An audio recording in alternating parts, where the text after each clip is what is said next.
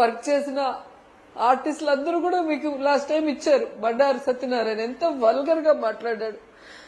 ఆ రోజు ఎప్పుడు పాలిటిక్స్ గురించి మాట్లాడిన వాళ్ళు మీనా గాని, రమ్యకృష్ణ గాని, నవనీత్ కౌర్ గాని, రాధికక్క గాని అందరూ కూడా ఏంట్రా ఎలా మాట్లాడుతున్నారు, నీకు అవసరమా, వీళ్ళందరితో మాటలు పడాల్సిన అవసరమా, రాణిలాగా బతుకుతున్నా వచ్చే అనేవాళ్ళు.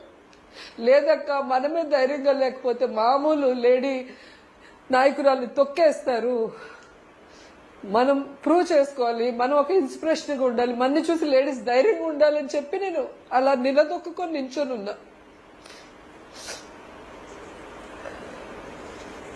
ఇంత ఎమోషనల్ అయ్యి ఎలా తట్టుకొని నిలబడగలిగారండి? చాలా ఆశ్చర్యం వేస్తోంది.